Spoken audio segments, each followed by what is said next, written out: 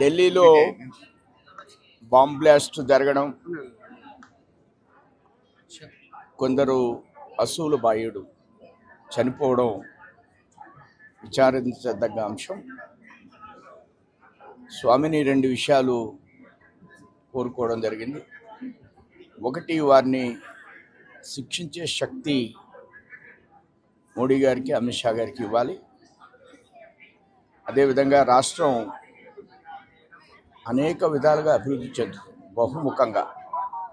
దీనికి మోడీ గారిని సహకరిస్తూ చంద్రబాబు నాయుడు గారు, పవన్ కళ్యాణ్ గారు, లోకేష్ బాబు గారు, వీరు ముగ్గురు నాయకత్వంలో రాష్ట్రం ఇంకా అటు ఇండస్ట్రియలైజేషన్గా 10-15 లక్షల కోట్లు ఇన్వెస్ట్మెంట్స్ వచ్చినాయి. రాబోయేటువంటి రోజుల్లో 50 దేశాలు మన రాష్ట్రానికి వస్తున్నాయి, విశాఖపట్నానికి.